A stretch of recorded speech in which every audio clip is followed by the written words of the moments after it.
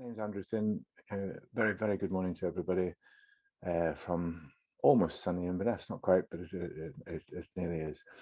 I'm chairman of the Scottish Land Commission. There are all sorts of other people from the Land Commission here, and they'll introduce themselves as we go through the morning. So I'm not going to say very much because we're going to hear very shortly from our minister, but Màiri McAllan. But I just want to say a couple of words. I think when we started the Land Commission a few years ago, people were really surprised that we put so much emphasis on vacant and derelict land. I think people were expecting us to really focus on the scale and concentration, the big issues of righting the wrongs of the past and all the rest of it. And we are focused on that. We're doing a lot of work on that. But vacant and derelict land has been and continues to be a blight on Scotland, but it also is a massive, massive opportunity for this country.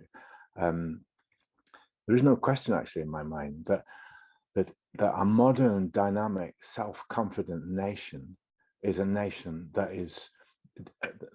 absolutely must address the issue of vacant and derelict land. And if you go across the North Sea, you will see dynamic, exciting countries that have done this and continue to do it, and you'll see all sorts of urban realm, I suppose is the term, that you don't see so much in Scotland.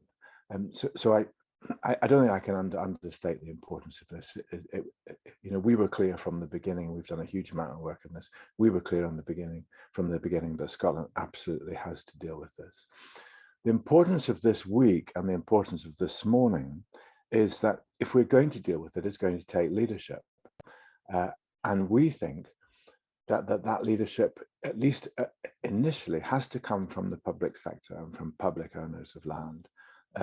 Of course, it is hugely important that private owners of vacant and derelict land also provide that leadership. But in the early stages, I think it's going to have to come from the public sector. It can, and I think it will. I mean, I don't think one can understate the political importance of this to public organisations, to local authorities, to government, to public bodies. The political importance of this is huge. To be seen to lead this is to be seen to lead the top agendas of our time. No question, we're now in a really serious economic period where confidence, recovery, regeneration are going to be absolutely vital if we're going to continue to even maintain our current living standards. Secondly, no question, we are absolutely going to have to achieve a fairer Scotland. The polarisation of wealth and well-being and quality of life in Scotland is appalling, and I see it all the time as I travel around doing other jobs. And thirdly, there is no question that Scotland must address the net zero challenge and not just talk about it, but deliver. You just need to go out in the storms the last few weeks to see why that is so important. But I think politically, it's going to be massively important. So there's terrific opportunities for us here. So thank you for joining us this morning. I don't think we can underestimate the importance of the discussions that we're going to be having over today and indeed going forward. But let's first hear, I think, let's hear from Màiri McAllan, our minister, who's going to sort of set the scene for us, and then I'll explain what's going to happen after that. So here we go. Good morning and welcome to the first event of Land Reuse Month. I am delighted to be opening this event and the series of talks. This session builds on a huge amount of work carried out by the Scottish Land Commission in relation to vacant and derelict land, and I hope that this morning's session will highlight both the opportunities provided by this land as well as considering the challenges that it continues to present. Now, land reuse projects can, as we know, transform people's relationships to their area, turning vacant and derelict areas from a community liability to an asset that can improve local health, environment and economies. The environmental mantra of reduce, reuse and recycle applies as much to land as it does to any other resource. Scotland's land is a precious national resource that is fundamental to our economy our environment, our well-being, and our just transition to net zero. However, vacant and derelict land has long been treated not as a resource but as a problem too complex to tackle. Efforts to tackle it are often frustrated by a myriad of external factors, including complexities of ownership, shifts in pattern of land use, and changes in the wider economy. Scotland has almost 11,000 hectares of vacant and derelict land, which can blight communities, harm well-being, and limit opportunities. We know that many of those sites could offer so much more. They could help address some of society's big challenges, including in climate change and inequality. Vacant and derelict land harms communities. We know this from research commissioned in 2019 by the Scottish Land Commission. This identified a range of problems associated with dereliction, including higher rates of crime and antisocial activity, restrictions to movement due to physical barriers and real fears of personal safety, and of course just a poorer perception of areas for those who live in them. Tragically, urban dereliction has also been identified as a factor in causing excess deaths and lower age expectancy. An adverse physical environment has a very real impact on the health of individuals and communities, and that is something we must work to tackle. And there is real scope for this land, this derelict land, to provide health benefits rather than harms. Participation in greening projects can lead to positive health outcomes, physically and mentally, for local residents, and it can foster community relations and resilience. But as we seek to tackle VDL, we must be mindful of the disparity in the ability of communities to take action. Whereas affluent communities may have capacity to source funding and the skills of local working or retired people such as lawyers, for example, to set up organisational structures, others may not have access to this. This, frankly, makes it all the more essential that funding is made available and as accessible as possible, and that communities are supported in navigating the processes. Because I recognise that it can be challenging for communities who want to take action to find their way through the complexities of law, policy and funding streams to access the grants to do what they know they want to. However, there is help available. The Scottish Government website provides local authority maps. The Scottish Land Commission's Vacant and Derelict Land Task Force has pulled together a list of sources of funds that are available, and most councils also provide resources on their websites. But in all of this, I am reminded of an old saying that gardens are not made by singing, "Oh, how beautiful," and sitting in the shade. Putting this into the language of today, vacant and derelict land will not be transformed. People's lives will not be transformed by words alone on a website. This needs both investment and the hard work of many people and organisations, including many of you here this morning. Delivering a just transition means ensuring that existing social inequalities are ended, not exacerbated. To achieve this, we must ensure that we support community-led regeneration. Industry is part of Scotland's national history and our economy. As we progress towards net zero and repurpose former industrial sites, we need to ensure that those communities impacted by deindustrialisation benefit from the reuse of these sites. And because the reuse of former industrial sites can present some challenges, including in some cases the need for decontamination, we need a very focused effort in overcoming this. Funding is available from a number of sources to support this very work, and our Land Commission has created a toolkit and a funding table to assist communities in assessing grants that they need. Local authorities are responsible for administering contaminated land regulations and have statutory duties in relation to contaminated land, including the requirement to have a contaminated land strategy. By prioritising the reuse of persistent vacant and derelict land, and by protecting our existing natural capital, we can ensure that future investment is directed to areas where it is needed most, supporting shared ambitions for place, community regeneration, town centres and 20-minute neighbourhoods. And land reuse projects are supporting and creating jobs, refurbishing and bringing back into use a number of historic and landmark buildings, creating business space and supporting numerous community facilities and services across Scotland, something which I think is probably more needed than ever in the wake of the COVID-19 pandemic. Additionally, these projects help to relieve pressures on greenbelt and undeveloped land, furthering sustainable development and revitalising town centres. I would like to take a moment just to highlight our groundbreaking £50 million low carbon vacant and derelict land investment programme.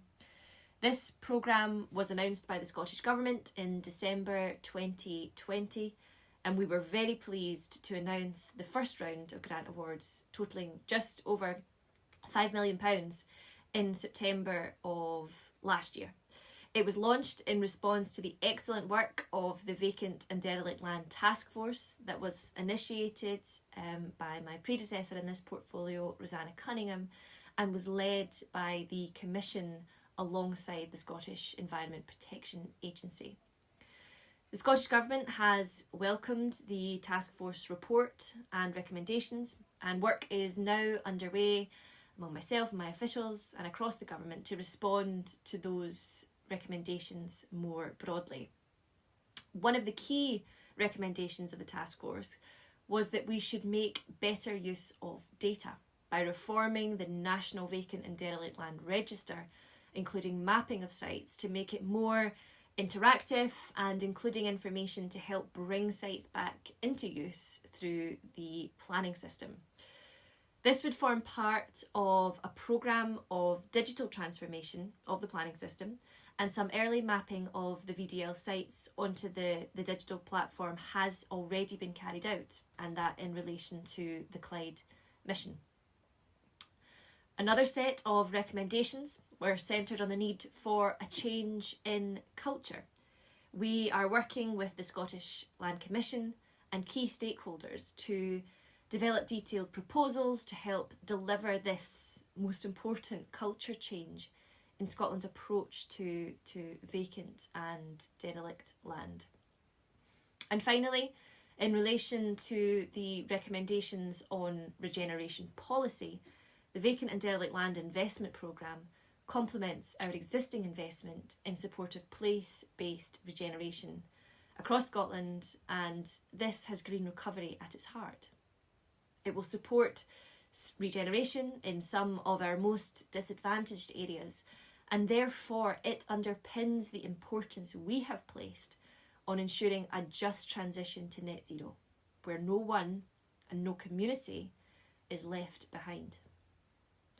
We are committed to exploring opportunities to target long-term vacant and derelict land, to deliver sustainable, inclusive growth, and to mitigate climate change as part of that all-important green recovery.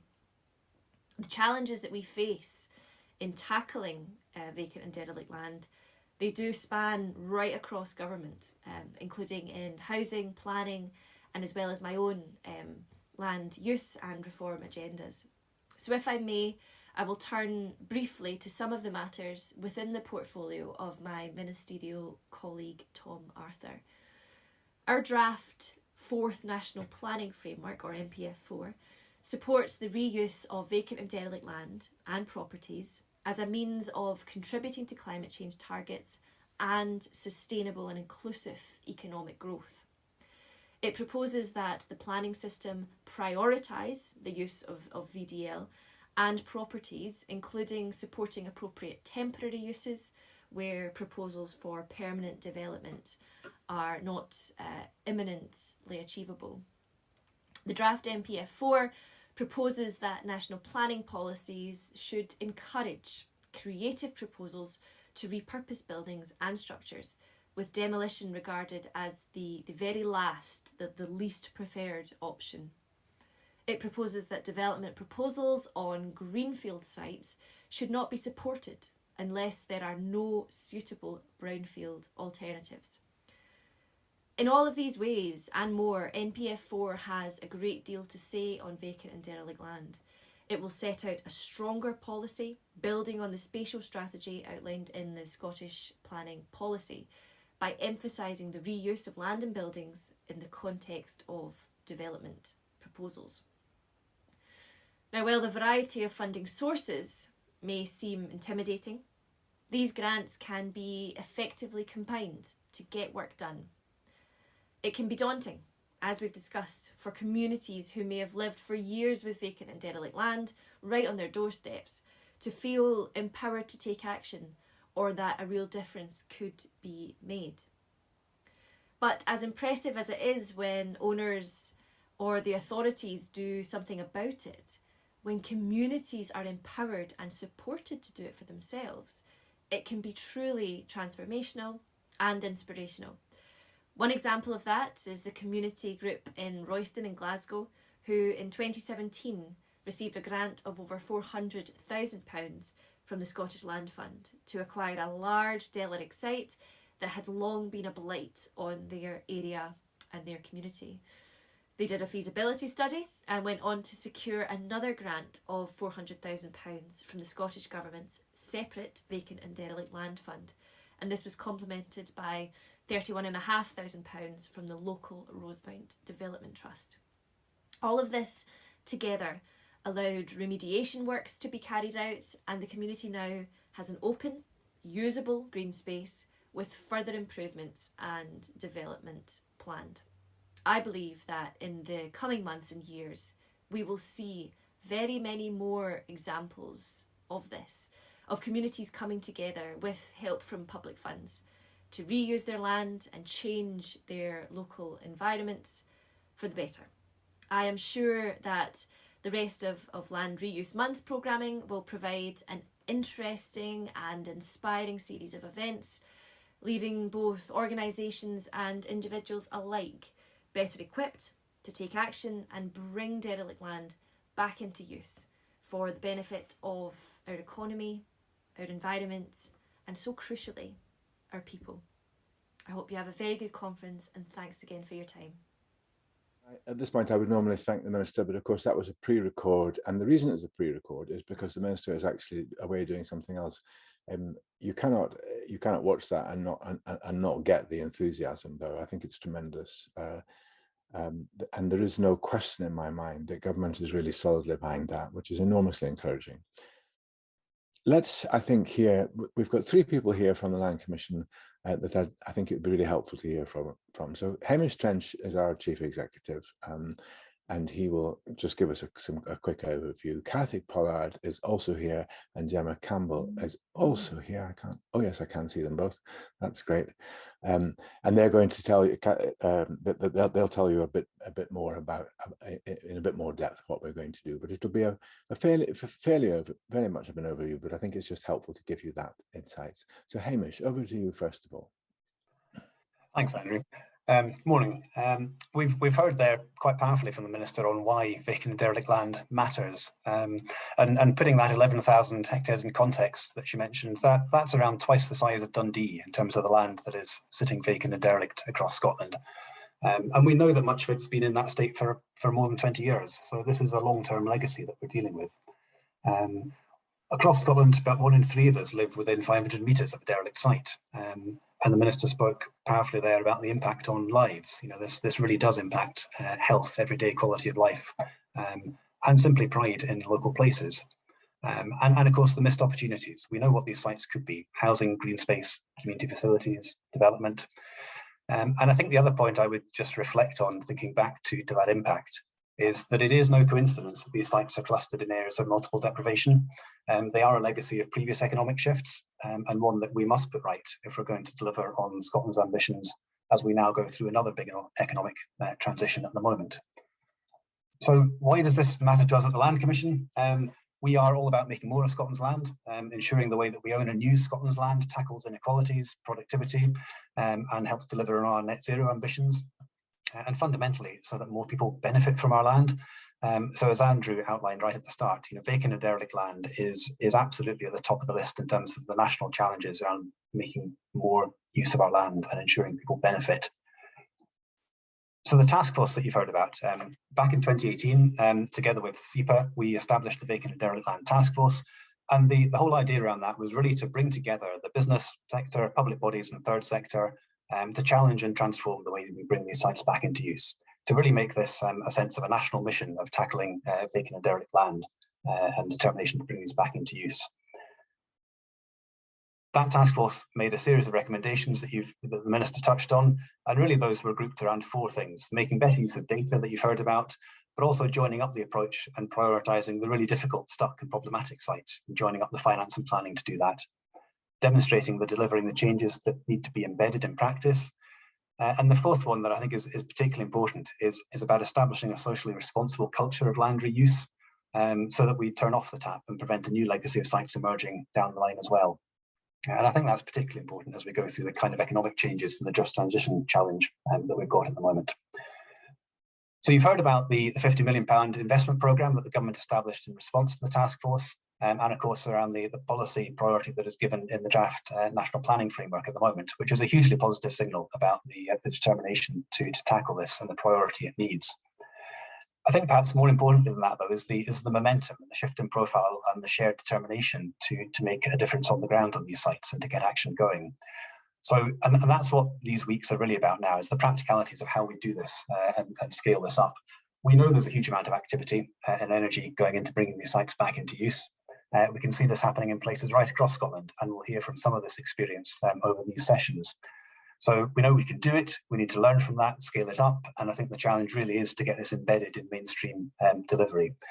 Local authorities, of course, are at the heart of this, alongside a wide range of partners, and that really is the key point, I think, that we continue to support this shared leadership to tackle the legacy that we have and prevent a new legacy emerging as we go over the next few years.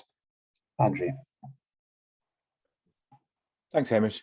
Now, the Scottish Parliament in 2016 established a really important principle, which it's called the Land Rights and Responsibilities Statement. But the principle is that you cannot own land rights without also owning land responsibilities. You can't separate those two. And that principle it underpins pretty much all of our work now. I think it is a hugely important principle. It's not embedded anywhere near as much as it needs to be yet in Scotland, but it's a very powerful principle that the Parliament put in place in 2016. Gemma Campbell is our lead person on land rights and responsibilities and on all the various bits of work that we're doing to absolutely drive and embed that concept that you cannot own land rights and you cannot exercise land rights without fulfilling your responsibilities, and you must not. It's a very powerful principle.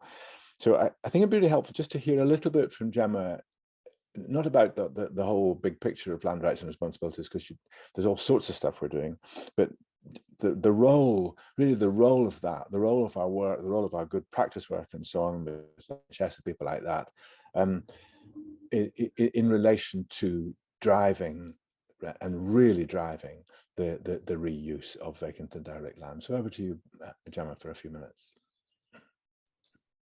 Thanks, Andrew.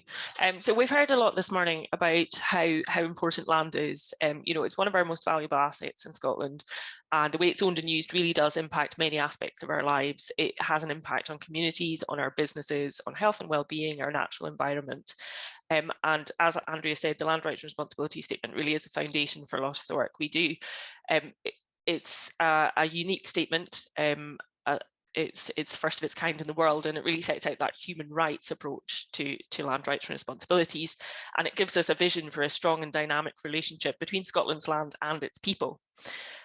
So it's a really important part of our work, and it informs and it underpins our good practice programme. So our good practice programme is really about promoting and supporting change. You heard the Minister refer to the culture change that's needed there, and it's about that, and it's about the good practice in the way land is used, and that's in an urban and a rural setting. So really our good practice programme is about changing the culture around land ownership and use. It's about sharing examples of the work that is going on, and throughout Land Reuse Month we'll hear lots and lots of these examples and lots of good work that people have been doing. And the aim there is really to inspire people and to spark ideas to help them come up with things that they can do. It's about helping people to assess their behaviour, look at what's working well, where are the barriers, what can be done, and helping them to identify actions.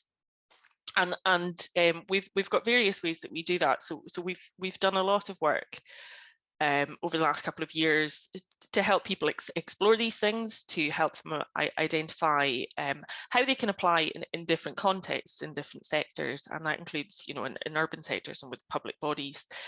So you'll hear from Kathie in a minute, but Kathie and myself have done a lot of work with the NHS over the last year and a half. There are some fantastic examples coming through there, and you will hear about some of those coming up. But in the work that we did there, we looked at the different principles and how they can apply in different contexts, and the fantastic examples that already exist of where people are demonstrating brilliant community engagement, where they're being really transparent about what they're doing and the decisions they're making, about stewarding land, being good stewards of land for the future, thinking about it in a long-term and strategic way, and then thinking about diversification and opportunities for communities to get involved, to use, own and manage land alongside public bodies. So it's really exciting stream of work, and I'm really looking forward to hearing everyone speak over the 4 weeks of Land Reuse Month and sharing some of these examples with you. Thanks, Andrew. Gemma, thanks very much indeed.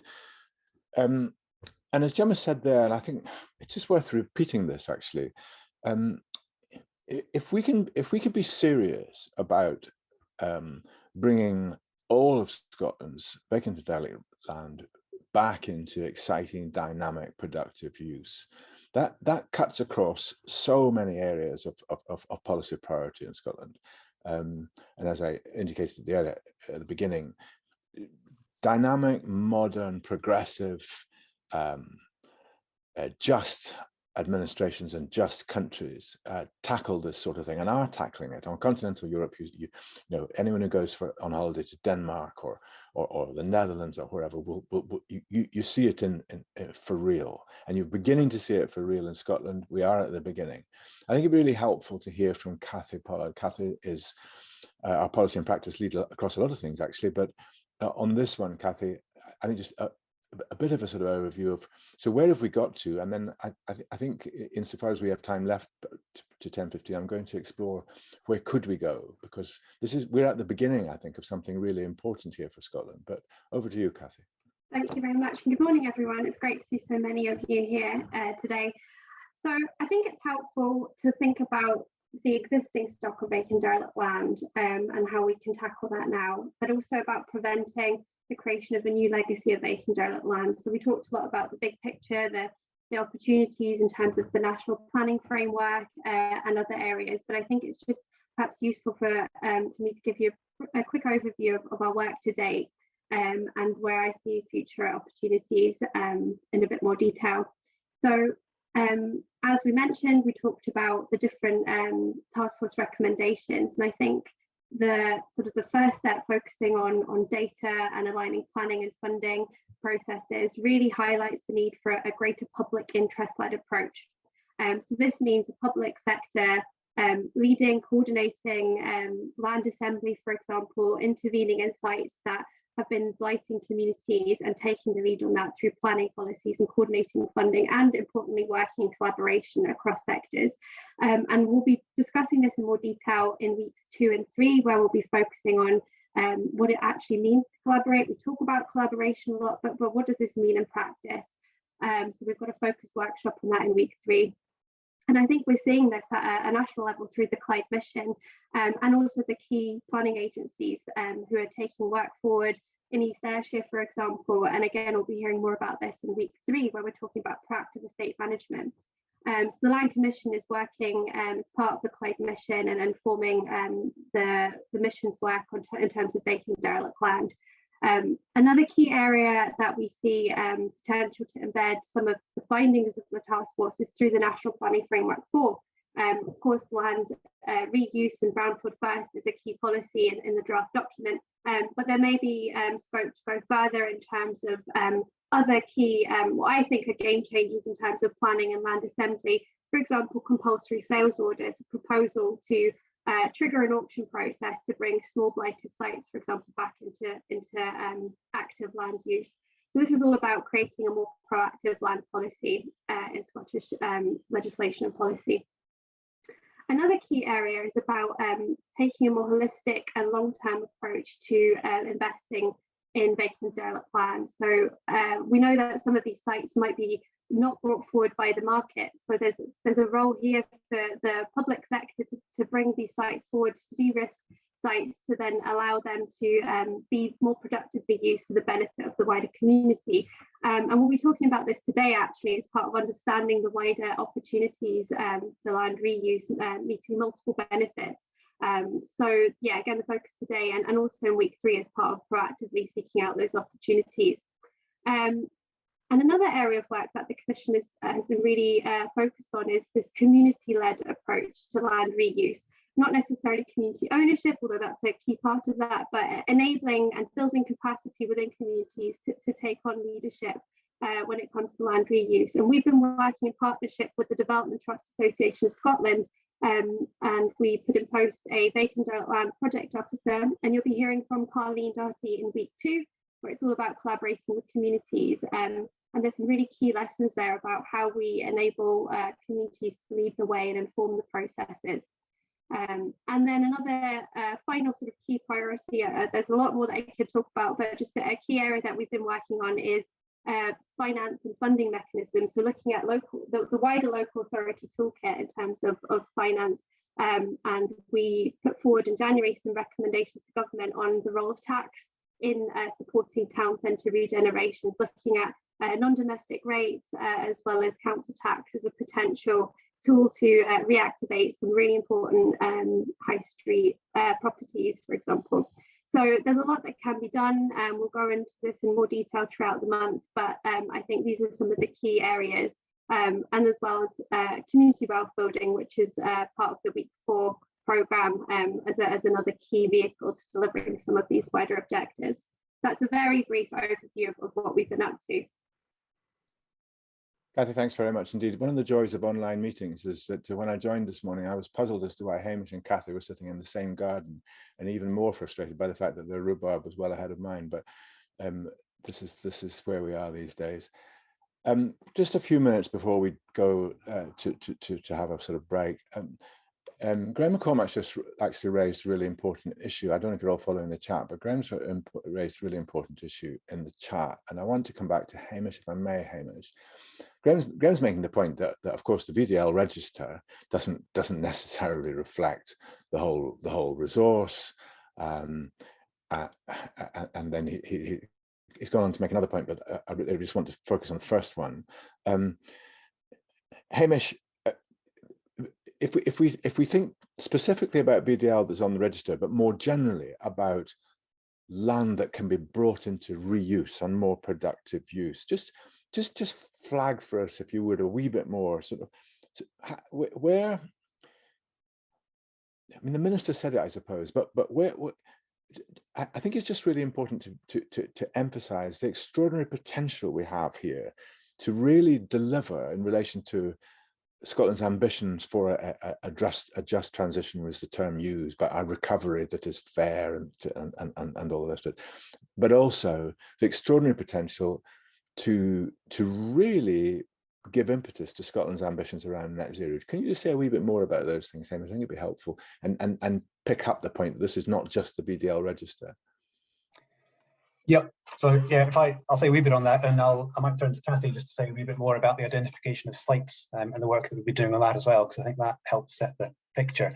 But you're right. I mean, there is a huge opportunity here, and we see it already happening in that, in terms of the delivering on the ambitions for net zero and just transition. There's obviously a huge land use opportunity here in terms of the uses, and we see this happening in terms of sites being brought forward for renewable energy generation, or for growing spaces, or for flood adaptation, and managing flood risk, urban nature networks, active travel corridors. The regeneration of vacant and derelict sites are delivering all of these things at the moment as they come forward. And the point really is that we can do so much more of that through a kind of more strategic approach to actually bringing these sites back and packaging them up together at a bigger scale. And there's a fantastic work going on, particularly in the Clyde area, on some of the connections between the sites and how we could look at packaging and bringing together sites to really scale up those kind of benefits. So I think I would come back then to the question around the how's the hectares identified. We obviously have the vacant and derelict land register, which local authorities record the vacant and derelict land sites in their area. But the key transition we've been trying to make is to turn that from a register recording sites to a kind of catalogue of the potential use of sites and how these can be brought back into use. So Kathie, could you say a wee bit about the work on the dusty sites and the map and the data that's there? Yeah, sure. And just picking up on Graham's question, actually. So the Scottish Government collects the vacant derelict land data through an annual survey, and it's a register of sites over 0.1 hectares. But clearly there are sites that are smaller than that, there are sites that aren't captured on the register. So the recommendations that are focused on reforming the register, really highlighting the issue that we have in regards to vacant derelict land, the information behind it, and we've suggested that this should all be held centrally, including a register of sort of planning, history, and sort of the improving the amount of information we have to enable sites to be brought forward for productive reuse. And anyone who's heard the Land Commission speak about the VDL register has probably heard about the Dusties, the long-term derelict urban sites since 2000 and earlier. And we think that these are the sort of persistent and problematic sites within Scotland and on the register. However, this just exemplifies the types of sites and how we might want to think about prioritising sites for reuse. And a key part of understanding how to prioritise sites is actually going to speak to communities where they are based. And that's obviously the focus of week 2.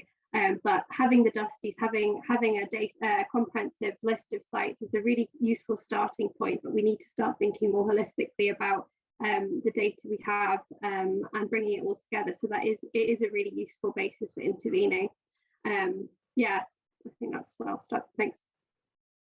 Thanks, Kathie. Just a bit before, maybe almost to tee up people to have a blather during the break, Gemma, I mean, most of the people who are joining us today are probably from public or community-led organisations, and there's no question in my mind that at the moment the energy that is really blossoming around all of this, it links very solidly to community empowerment and is very often public sector led.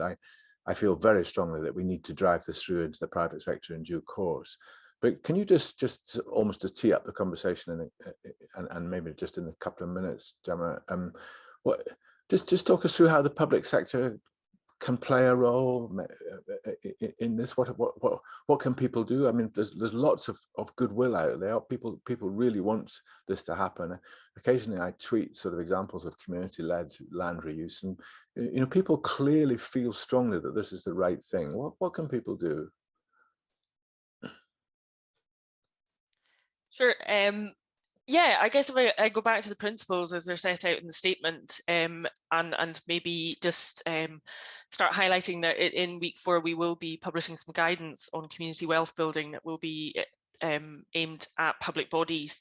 The guidance will identify some actions, and it really ties in strongly with the land rights and responsibility statement. So on the transparency side of things, it's about understanding what you have, if it's being used in a way that could be productive in the broader sense of things, whether it's providing social, economic, environmental benefits, and and it's about sharing that information with communities. There's a really strong element of communication there, and it really helps understand what communities' needs and aspirations are, and whether you hold any sites or whether there are any opportunities there to work together. Whether that's on a longer term basis, looking at ownership and lease, or whether it's through interim uses, and there are some great examples of interim uses out there that you'll hear more of over the next few weeks. There are also opportunities there to consider what communities are currently doing and what they might like to do more of. So really it's about building those relationships and being transparent and speaking to each other, and maybe thinking out of the box a little bit, thinking about the boundaries of sites and who the neighbours are, and what else is going on in the community. So yeah, I think for the break it would be really great if people could have a chat about the examples they know of, the good things that are happening in their neighbourhoods and their communities. I know with lockdown, everyone spent a lot of time, particularly in the first lockdown, walking around their local areas, maybe going to different places, exploring what was around them, and that was a great opportunity to kind of notice a bit more, think about sites you might have walked past previously and not noticed. You might walk past something and think, oh, do you know that would make a great garden allotment, something else. So yeah, that's I think that's us at 10:15, so I'll stop talking now. But yeah, have a think about what could happen in your own area. Okay, so Gemma, thanks very much indeed, and it is 10:15. So just before I leave people alone to have a chat, Kerry Wallace has absolutely rightly picked me up. If I did say forced to bring into economic use, I apologise. Absolutely, this is about productive use, and productive means different things to different people and different things to different communities. It may be economic, it may be social, it may be environmental, it may be amenity, it may be recreational. There's all sorts of things. You know, is it productive to create a canoeing place out of an old piece of a canal? Of course it is. It may not deliver any economic value. So point taken, Kerry, and I apologise. I can see you smiling at this. That's all right. You know, you'll let me off. Good stuff. Okay, I'll leave you to it now. Back again at 10:30.